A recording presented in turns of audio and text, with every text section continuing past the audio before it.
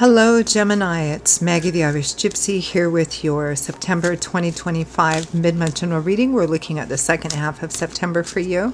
Please do subscribe and like. Thank you so much for taking the time to be here. If you know your Sun, Moon, Rising, Venus sign, it's helpful to watch those videos as well for additional perspective. If something about this reading hits home with you and you'd like to explore it in your personal life, how to navigate through it, or you just like the reading style, if you're interested in a personal reading with me, you can email me for more information at maggie1mcguire@gmail.com. You can click on the description of this video below to see those contact details as well. I can usually respond to you within the same day. I do love and romance, relationship compatibility, career, work, money, finance. I do 6 and 12-month overviews, different types, costs, lengths, spreads, something for everyone, a lot to choose from. And I'm pretty diligent about the timely scheduling of personal readings, as this is what I do full time. So if you're interested, email me. Okay. Gemini, our lovely twins. Let's see what the second half of September is bringing in for you. We have the Two of Cups, soulmates, kindred spirits, best friends, a great match or a great union. Might be romantic for some of you, platonic for others. It might be for some of you a close friend or best friend that transitions into something else.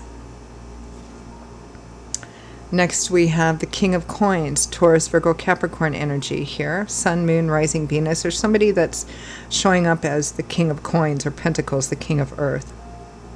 Solid, stable, reliable, stubborn sometimes, generous, likes their comfortable things, hardworking.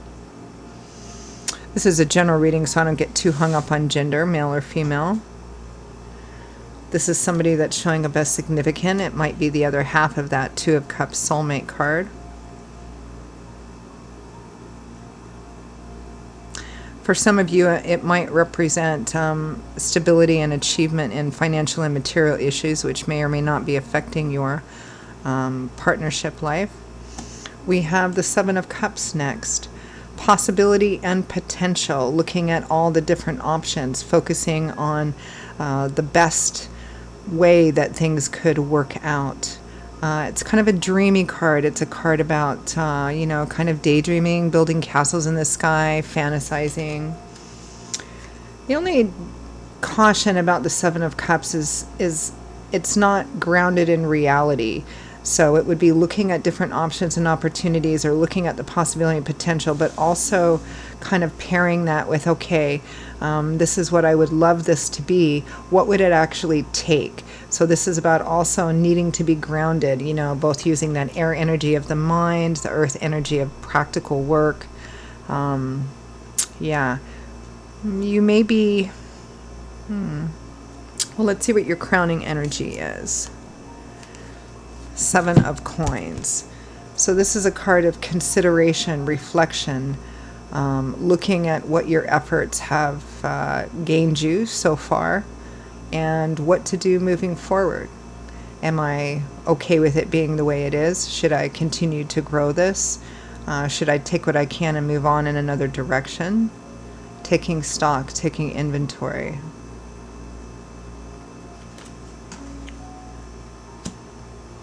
Some of you are in a relationship with someone that you consider to be a really great match, a great union.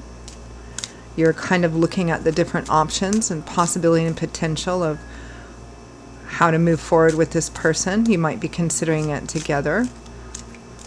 What can we do moving forward? What can we build moving forward? How can we grow moving forward?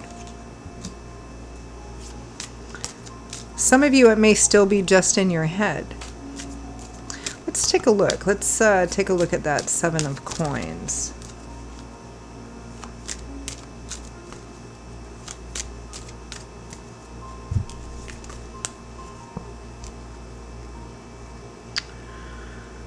The Two of Cups, the Eight of Cups, the Three of Pentacles. similar to Aquarius's too, and also a bit to Aries. So there's a tough choice here to be made. You might feel like your options are limited. Kind of like the caution in the Seven of Cups, you're going to need to use your intellect and your gut instincts to make the right choice here. Some of you might have some reluctance or resistance to making a choice just yet. The Eight of Cups and the Three of Pentacles. So the Three of Pentacles is about working with another person or other people to build something long-lasting, stable, and secure, which requires needing to get on the same page and in alignment with what the primary goal is, and how to divvy up who does what in order to accomplish that goal or whatever it is you're wanting to build. The Eight of Cups represents walking away from something. A person, a situation, a way of looking at something, a way of thinking, an ideology, because it doesn't work for you anymore. It may have worked for you for some time. It may have just simply run its course. It may have started out to be something you wanted, but then over the course of time and after investing time and effort, you've made the decision that it's not for you anymore, so you're walking away from something.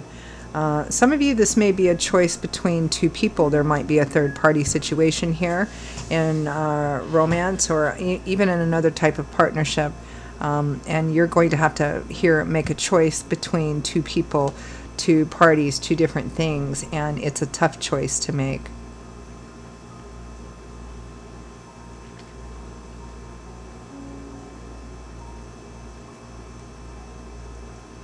Some of you may need to be more practical and realistic and grounded in this choice that you make.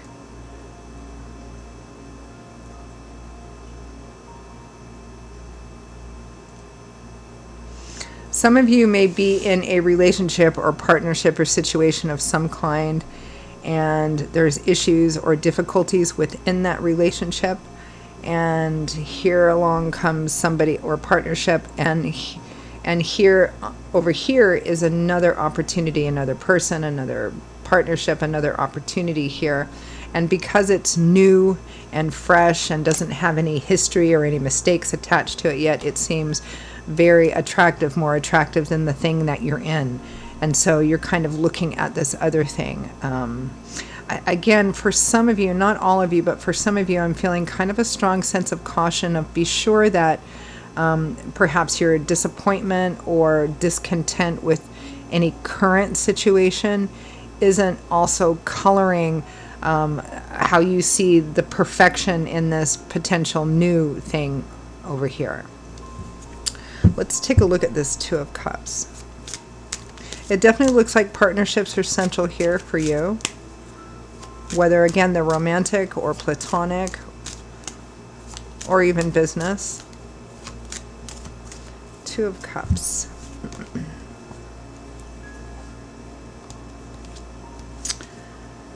We have the Lovers. Again, it's about choices. The Lovers represents a very close connected relationship, very much like the Two of Cups, but it represents a crossroads choice or decision. The choice might be about a relationship. The choice might be in another area of life that impacts the relationship. This card points to decisions and choices we make that affect our relationships. Sometimes it can represent making a choice in a third-party situation as well.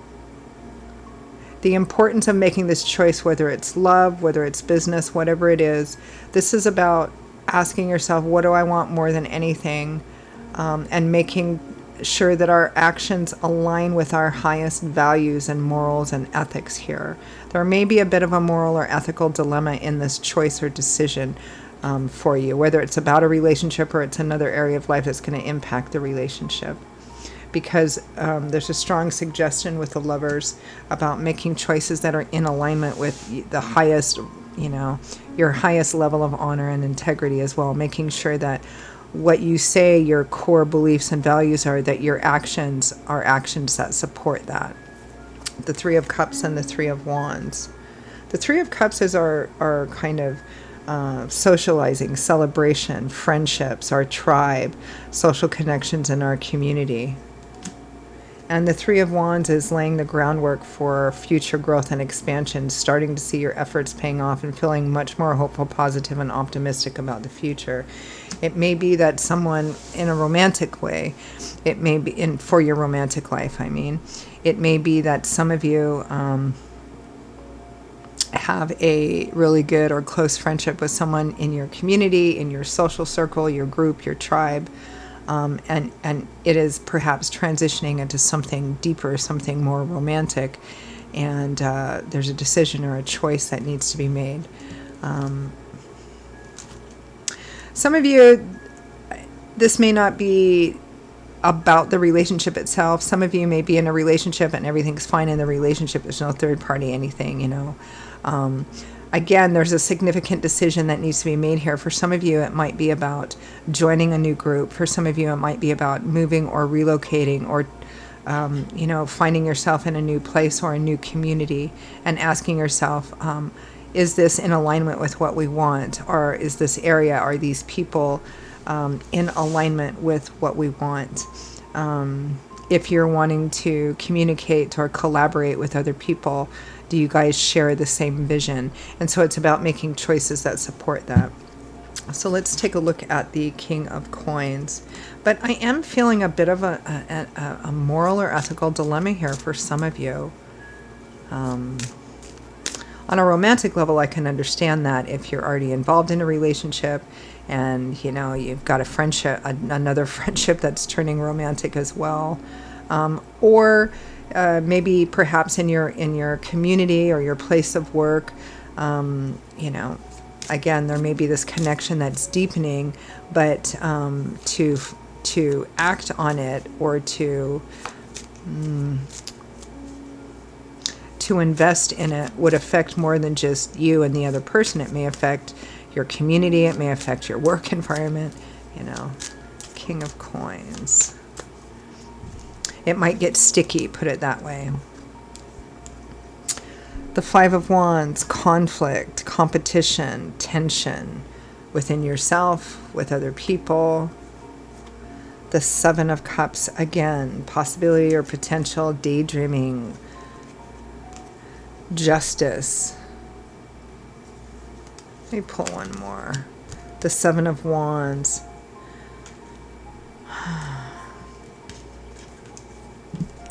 Again, caution for some of you. I feel like some of you are facing a moral and ethical dilemma in this situation about whether or not to involve yourself or not with this other person, with this group. It may be that you need to be really, really careful here about how you proceed in terms of honesty, transparency, honor, morals, and ethics. Because we reap what we sow, right? That's the Justice card. It's about the rule of law, and it's about an outcome being dependent on what we choose and how we act, because we're responsible and accountable for that. There's a sense here for some of you that your emotions or your passions or your desires might be pulling you in this direction. And it's not to say that going after something is wrong, but even if you were going to leave one person for another person, or, get involved in anything that has a strong potential for being kind of having sticky consequences, there's a way to do it that's honorable. Doesn't mean that the other person or other people are going to agree with you, but there's a way to do it so that when you look back on it, you don't feel bad about what you did. You were like, well, I went to this person and I told them honestly where I was at and how I was feeling and what was going on, and you can't do more than that. Because there's a sense of feeling challenged and feeling like you have to defend yourself here. So be careful about your motives. We want to make sure that what we say our values are, we follow those up with our actions as well. So let's take a look at the Seven of Cups.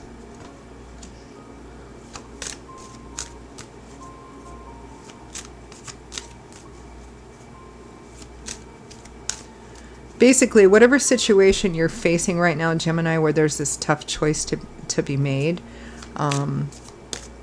whatever you say your integrity, your values are, your moral and ethical foundation is, you need to make sure that your decisions and how you act on those decisions follow that, what you say you stand up for.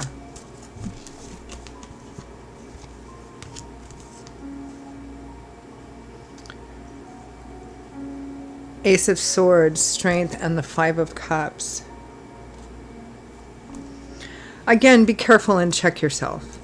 It doesn't mean it's a no. It just means, that some of you may be facing some kind of challenge or temptation in wanting to go about something the wrong way, and in a way that you might regret, that you would regret later on. That's something that you need to look at. You need to look at all the consequences this choice and this decision and this action will have. And you need to own that before you act on it, so that whatever you choose to do, there's no excuses. You're owning that, right? Yeah. Interesting reading. All right. Any final messages or advice from Spirit?